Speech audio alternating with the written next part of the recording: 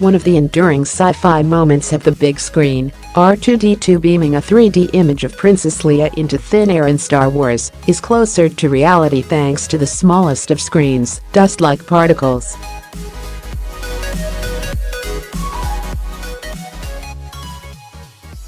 Scientists have figured out how to manipulate nearly unseen specks in the air and use them to create 3D images that are more realistic and clearer than holograms, according to a study in Wednesday's journal Nature.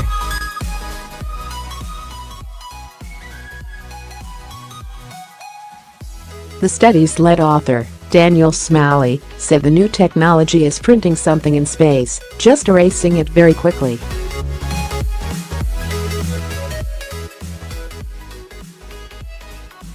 In this case, scientists created a small butterfly appearing to dance above a finger and an image of a graduate student imitating Leia in the Star Wars scene.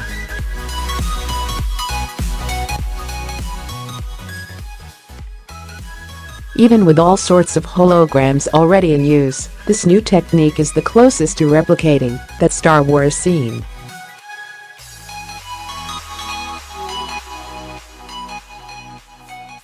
The way they do it is really cool, said Curtis Broadbent, of the University of Rochester, who wasn't part of the study, but works on a competing technology.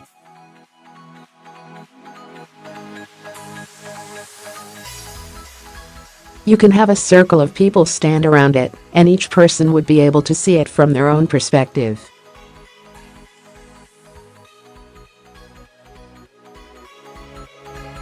And that's not possible with a hologram. The tiny specks are controlled with laser light, like the fictional tractor beam from Star Trek, said Smalley, an electrical engineering professor at Brigham Young University.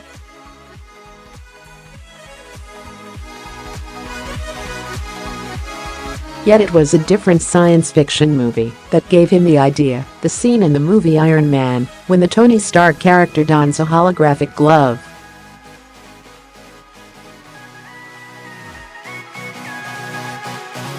That couldn't happen in real life because Stark's arm would disrupt the image.Going from holograms. To this type of technology, technically called volumetric display, is like shifting from a two-dimensional printer to a three-dimensional printer, Smalley said.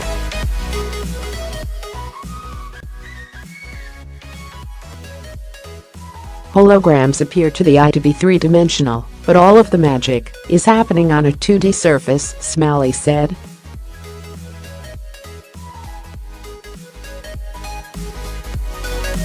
The key is trapping and moving the particles around potential disruptions, like Tony Stark's arm, so the arm is no longer in the way, Smalley said.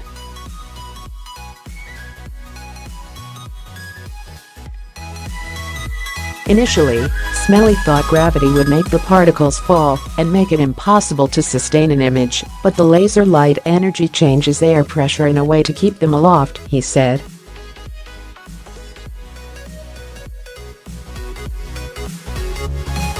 Other versions of volumetric display use larger screens, and you can't poke your finger into it because your fingers would get chopped off, said Massachusetts Institute of Technology professor V.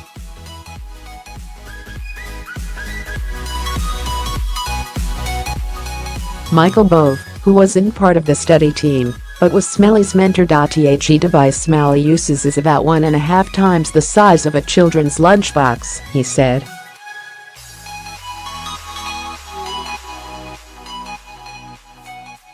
So far the projections have been tiny, but with more work and multiple beams, Smalley hopes to have bigger projections.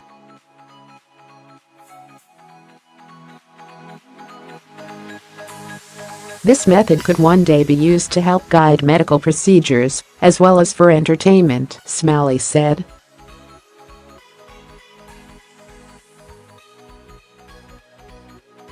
It's still years away from daily use.